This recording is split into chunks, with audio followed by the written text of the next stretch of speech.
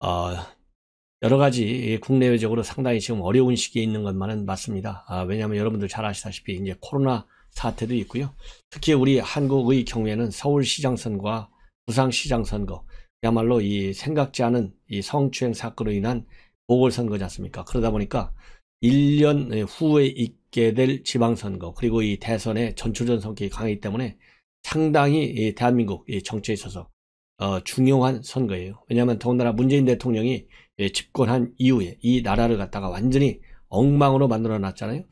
대한민국의 정체성 하면 자유민주주의와 시장경제인데, 자유민주주의와 시장경제라고 하는 헌법상의 가치가 이렇게 무심하게 무너져 내리는 그런 정권은 사상 처음 있는 일이 아닌가 하는 생각이 듭니다. 그렇기 때문에 이번 선거가 그 어느 때보다도 중요하고, 그렇기 때문에 매일매일 제가 여러분들께 쉬지 않고 보내드리는 뉴스가 저는 상당히 중요하다 이렇게 판단이 되고, 중요한 뉴스를 정확하게 분석해 드리기 위해서 많은 노력을 다하고 있습니다. 시청자 우리 여러분들께서 이러한 저의 의도를 충분히 잘 아실 것으로 믿고요. 좋은 방송이 될 수 있도록 끊임없는 노력을 하겠습니다. 그래서 시청자 여러분들께서 저의 방송을 SNS 통해서 많이 공유해 주셔서 문재인 정권 이번 선거가 반드시 심판을 받는 선거가 돼서 야권이 이길 수 있는 그런 여건을 만드는데 좀 기여할 수 있는 그런 계기가 되기를 당부해 마지 않습니다. 먼저 이제 이 국제관계 뉴스, 이 외교관계 뉴스를 먼저 전해드리겠는데요. 최근까지 지난 2018년도 7월부터 지난달까지죠. 1월까지 주한미 대사로 역임한 바 있는 해리스 전 미국 대사가 인터뷰한 내용이, 파이낸셜 타임즈와 인터뷰한 내용이 1월 5일자로 기재가 됐습니다. 기사화 됐는데 이 내용을 보면 저도 이제 외교관 생활 한 5, 6년간 쭉 했는데요. 공직생활의 절반을 거의 외교관 생활 했는데, 정말 외교관이라고 하는 것은 그날의 상징 인물이지 않습니까? 그렇기 때문에 그 주권 국가에 대한 최소한의 예의를 갖추는 것이 외교에 있어서의 기본이에요. 그런데 이 해리 대사가 파이낸셜 타임즈와 인터뷰한 내용을 보면 정말 대한민국의 국격에 맞게, 그리고 또 이 동맹국가의 유일한 동맹국가잖아요. 대사에 맞는 그런 인식과 이 평가를 여권에서 해 좋겠느냐. 특히 여권 하면은요, 여권의 강력한 지지층인 이 문바들이 이 코수염을 가지고 얼마나 놀렸는지, 그리고 또 이 코수염과 관련해서는 바로 지금 현재 민주당 외통위원장으로 있는 송영길 의원도 이 해리슨 대사를 겨냥해가지고 대사가 무슨 조선 총독이냐 이렇게까지도 비판한 바 있어요. 그리고 또 시민단체수도 마찬가지, 일제강점기 총독을 연상시킨다 그러면서 해리슨 대사의 사진에서 콧수염을 떼내는 퍼포먼스까지 벌였습니다. 이러다 보니까요, 이 해리슨 대사가 이 파이낸셜 타임즈의 인터뷰를 통해서 인종차별에 대해서 매우 놀랐다. 이 문제를 처음에는 가볍게 여기를 했는데 한일 간의 역사적 갈등이 불거졌을 때 개인적으로 그렇게 많은 공격을 받을 줄은 상상도 못했다. 이렇게 파이낸셜 타임즈에 밝혔습니다. 이 내용을 보면서 정말 부끄럽다는 생각이 들고, 또 이 작년 1월 달에도 CNN 방송에서는 해리스 대사의 코수염이 일제강점기에 대한 한국인의 민감한 감정을 건드렸다라고 하면서 한미동맹의 군열과도 연결된다. 이렇게 분석을 내놓은 바 있습니다. 그래서 제가 이 방송을 하는 이유 중에 하나는 어느 나라가 됐든지 간에 국가와 대한민국과의 외교관계를 그 성격과 관계없이 일단 서울에 와서 주재하는 이 대사, 특히 대사는요, 그 나라의 대통령을 대사하는 특명 전권 대사예요. 그렇기 때문에 거기에 상응하는 외교적인 존엄성을 인정해 주고 최소한의 예양은 지켜야 된다. 그것이 대한민국의 국격에 맞는 국민들이 하나의 그 수준으로 평가를 받는다. 그래서 이렇게 외국 주요 언론과 인터뷰에서 대한민국의 국격과 그리고 국민의 수준이 국제사회로부터 비판받을 수 있는 그러한 이 인터뷰는 나가지 않도록 다시는 해야 되겠다는 측면에서 제가 이 내용을 여러분들께 보도해 드립니다. 그래서 이 해리스 대사의 코수염 조금만 더 말씀을 드린다면요, 이 코수염과 관련해서 그래서 나중에는 해리스 대사가 뭐라고 해명했냐면, 군인과 외교관의 삶을 굴분짓기 위해서 기른 것이다. 그랬지만은 작년 7월 달에는 마스크 쓰려니 덥다라고 하면서 코수염을 깎기까지 했습니다. 그 다음에는요, 이 미국과 중국과의 관계가 지금 현재 남중국해에서 매우 이례적으로 니미츠 핵항공모함과 그리고 루즈벨트 핵 항공모함 두 척이 출동한 상태에 있습니다. 그래서 남중국해에서 미국과 중국 간의 전운이 고조되고 있고, 특히 바이든 대통령이 이렇게 핵 항모 두 척을 동시에 출동시킴으로써 대중 강경 입장을 분명히 보여주고 있어요. 이런 가운데 미국과 중국 두 강대국 사이에서 한국이 굉장히 지금 어려운 입장에 처해 있는데요. 이 어려운 입장에 처해진 근본 배경은 제가 반복적으로 말씀드린 대로 문재인 정권의 외교안보, 말하자면 실세들, 고위 당국자들의 무능 때문에 기인한 것이다. 이렇게 저는 보고 있고요. 자, 그러다 보니까 지금 현재 문재인 대통령, 바이든 대통령과 정상회담을 추진하고 하는데 이견이 너무 많아요. 그렇기 때문에 쉽게 바이든과의 정상회담을 추진하기는 굉장히 어려울 것이고, 미국 측에서 그렇게 쉽게 응할 것 같지도 않다는 저의 말씀을 드립니다. 그래서 중요한 현안들을 간략하게 여러분들께 짚어드리면, 우선 중국 견제를 위한 카드와 관련해서 지금 미국 입장에서는 쿼드 카드를 굉장히 강하게 추진하고 있어요. 트럼프가 만들었던 이 쿼드, 인도 태평양 전략의 핵심이죠. 그래서 미국과 일본, 호주, 인도가 이 쿼드 4개 국가잖아요. 영어로 쿼드라는 말이 4개를 숫자 4를 의미하는 거지 않습니까? 그래서 이 포드 플러스 알파 해서 미국에서는 우리 한국과 그리고 뉴질랜드, 한국, 뉴질랜드 이런 나라들을 또 이 베트남 이 3개 국가를 더 추가 확대시키려고 하고 있는데 한국은 여기에 대해서 부정적입니다. 그리고 비핵화 방식과 관련해서도 문재인 정권은 싱가포르 합의를 기반으로 주장하고 있지만은 미국은 제로 베이스에서 새로운 전략을 만들겠다 이렇게 하고 있고요.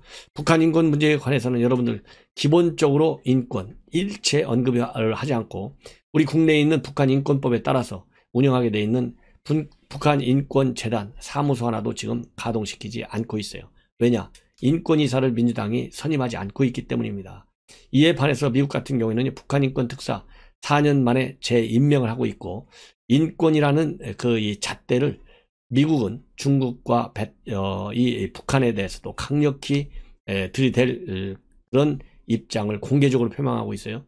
그래서 이 북한 같은 경우에는 인권 탄압의 책임자를 처벌해야 된다는 입장까지도 공개적으로 밝히고 있는 상황입니다.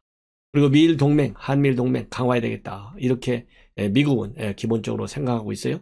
그래서 이 한일 간의 관계 개선을 촉구하고 있고, 다행히 문재인 대통령이 금년부터는 입장을 달리했어요. 입장을 달리하게 된 기본 요인은 트럼프 행정부 같았으면 탑다운 방식으로 그래도 트럼프를 조정할 수 있는데 바이든은 그렇지 않기 때문에 미국 정부의 기본이 한일 관계의 개선을 촉구하고 있기 때문에 이 문재인 대통령이 기회주의자인 것 같아요. 이럴 때 보면 이번 1월 신년 기자회견을 통해서 한일 위안부 합의를 존중한다 이렇게 자세를 전격적으로 바꿨습니다.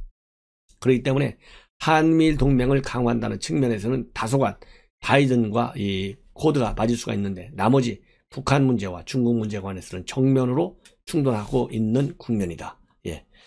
그래서 매우 우려스럽다는 말씀을 다시 한번 드립니다.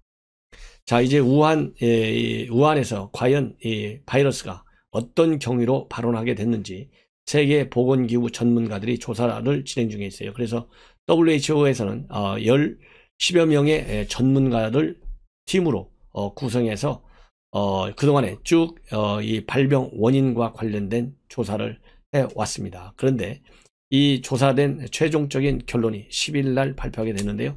현재까지 조사를 한 거 보면 우한에 있는 연구소에서 발병한 것이 아니고 이 수산시장에서 발병이 됐다. 최초 집단 발병은 수산시장이다. 이렇게 지금 잠정적으로 결론을 내고 있습니다. 그래서 이 수산시장에서 이 해산물 또 야생동물 이런 걸 통해서 사람에게 전염이 된 것으로 그렇게 잠정 결론을 내리고 구체적인 이 자세한 내용은 이제 10일 날 밝혀질 것으로 지금 알려지고 있습니다. 그래서 이제 이번 이 발병의 원인이 근본 원인이 확인이 되면 그야말로 이 중국 책임론이 국제사회로부터 상당히 불붙을 가능성이 커진다는 말씀을 드립니다.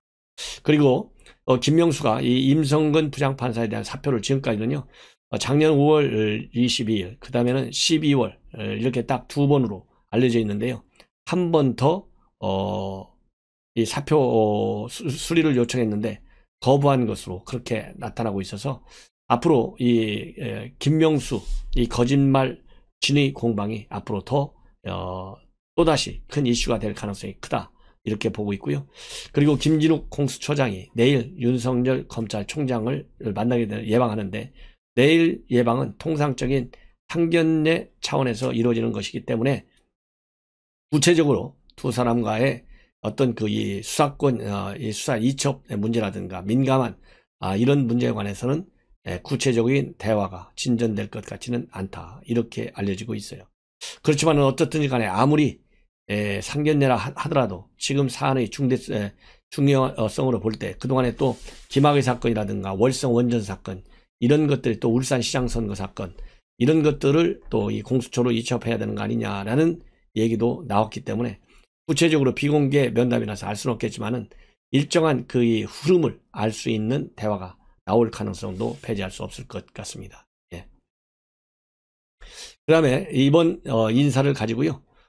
이 검찰에서 부글부글 끓고 있어요. 그러면서 이 야당에서는 윤석열 총장을 만난 박범계가 거짓 연극을 했다. 그래서 홍위병 돌려막기에 불과한 5기 인사를 했다. 이렇게 지금 평가를 하고 있습니다. 예.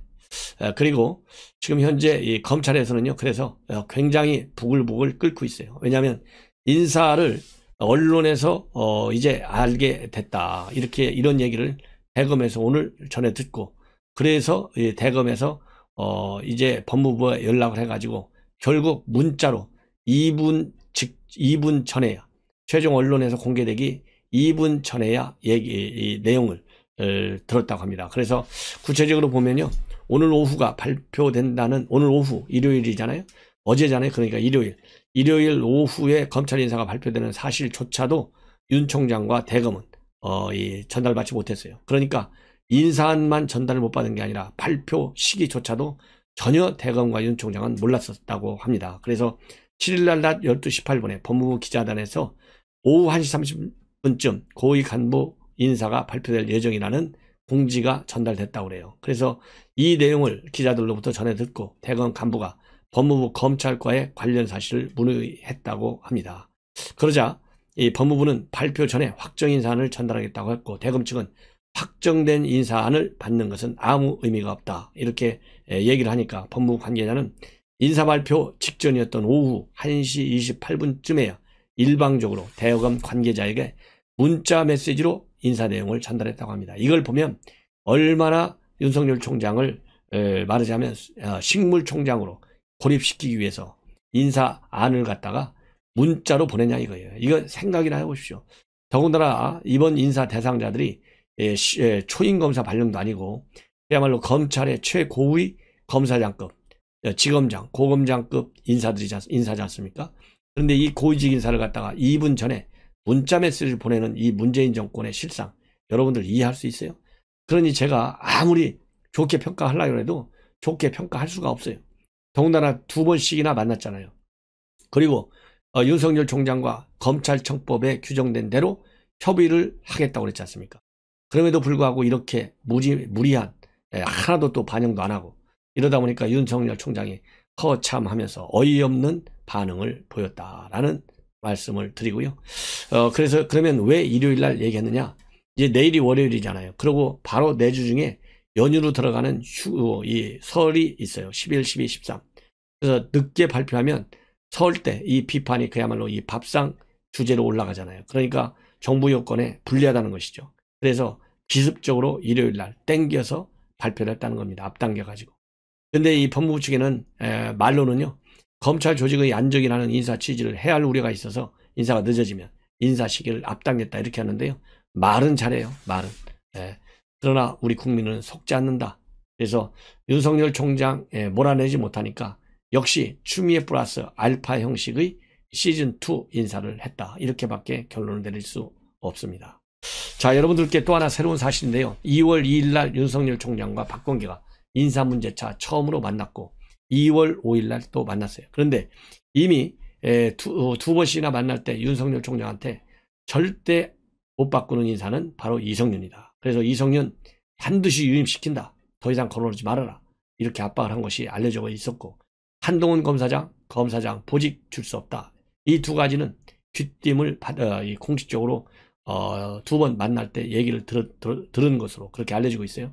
그런데 이 가운데서 중요한 일이 벌어졌는데, 바로 2월 5일 날 대검에서는 말이죠, 윤석열 총장 지시죠. 뭐 명령을 받고 하는 거겠죠. 당연히 박범계 장관에 대한 수사, 이거를 대전지검에 하달했어요. 그래서 대전지검, 지금 현재 월성원전 사건을 담당하고 있는 형사 5부 이상현 부장검사 휘하에 있는 검사 2명이 이 박범계 사건을 직접 맡게 되기로 배당이 됐다. 그래서 여러분들 잘 아시다시피 이 법세련에서 지난 1월 21일 날 이 고소한 사건입니다. 이 바로 법치주의 바로세우기 행동연대가 뭘 고발했냐면, 이 박범계가 장관이 되기 전에 이 로펌인 명경의 이름을 거론했어요. 대표 변호사로. 그런데 명경에 1,000만 원을 투자했습니다. 12년도에 투자했다가 이 투자를 또 회수했다가 2016년도에 다시 재투자를 했어요. 그런데 문제는 뭐냐? 2019년도에 급속으로 300배 이상의 수익을 매출 실적을 올렸어요. 32억 8천만 원 정도의 이 기록적인 매출 증가를 보였다고 합니다. 바로 이것이 결국은 뭐냐? 어떤 영향을 줬냐는 것이죠. 왜냐하면 박범계 장관이 그 당시에는 이제 여당 법사위 간사였어요. 여당 법사위 간사한 것하고 이 명경의 매출 증가하고 무슨 관계가 있는지, 요거를 좀 문제가 있어 보인다. 그래서 이해 충돌 부분이 있다. 그래서 이 법세련에서 이제 고발을 한 것이죠. 고발한 사건이 바로 2월 5일 날 대전지검에 배당이 됐어요. 그렇기 때문에 대전지검에서 바로 이제 이 박범계에 대한 수사도 할 수밖에 없는, 본격적으로 이제 착수하게 됩니다. 그래서 윤석열 총장이 나름 반격의 칼을 휘둘렀다, 이렇게 볼 수 있는 사건이고요. 이 사건에 관해서 철저하게 대전지검에서 보도를 해야 되겠다는, 조사를 해야 된다, 이런 당부의 말씀을 또 드리고 싶습니다. 자, 그렇다 보니까요, 이번 인사 중에서 이렇게 2분 전에 통과를 했지만은 이례적인 것 중에 하나가 이성윤이 그대로 유임시킨 거, 그 다음에 한동훈 절대 보직 주지 않은 거, 그 다음에는 이두봉 대전지검장을 그대로 유임시킨 것도 상당히 이례적인데, 왜냐하면 추미애 같으면은 그냥 100% 싹쓸이 학살 인사를 했잖아요. 근데 왜 그러면 이두봉을 살렸느냐? 요것은요, 하나는 이 박범계가 직접 걸려 있어요. 2월 5일 날 배당을 했잖아요. 그래서 만약에 이것을 바꿔버릴 경우에는 정권 차원에서 보복 인사를 했다, 이렇게 이제 비판이 나올 것이고, 그리고 또 수사도 방해하고 있구나, 정권 차원에서. 그리고 이성윤이를 중앙지검장에 그대로 유임시키려면 구색을 좀 맞춰야 될 거 아니겠습니까? 왜냐하면 현안 수사를 핑계로 해서 이성윤을 그대로 유임시켰거든요. 그러니까 현안 수사가 대전지검의 월성원전인데, 이러한 월성원전과 관련된 현안 수사 그냥 놓아둔다 이거죠. 그래서 이성윤이를 유임시키는 데 따른 비판을 막기 위해서 이두봉 대전지검장을 그냥 놨다. 그래서 이 보상효과, 트레이드하는 효과 차원에서 이성윤이와 그 다음에 이두봉 대전지검장 둘을 유임시킨 것으로 그렇게 법조계에서는 보고 있다. 이렇게 지금 현재 해석이 나오고 있습니다. 자, 그리고요, 이제 거의 이제 마지막 뉴스인데요. 이 KBS 라디오에서 그동안에 여권에 불리한 뉴스는 빼버리거나 아니면 줄여버리고, 야권에 불리한 뉴스는 더 끼워 넣거나 더 확대해서 방송하고, 이런 사례들이 있다. 그래서 지금 현재 KBS 감사도 하고 있고, 그리고 또 고발도 되어 있잖아요. 그런데 KBS 노동조합이 7일 배포한 자료에 따르면은 이 KBS 1라디오의 편파 왜곡 방송 1차 그리고 2차 실체 조사를 해보니까 추가적인 사건이 더 많았다. 그래서 10건 정도가 더 추가됐고요. 또 Q시트까지 임의로 평형한 사례까지 20여 건의 추가 사례가 또 있었다고 합니다. 그래서 1차 실체 조사가 작년 10월에서 12월,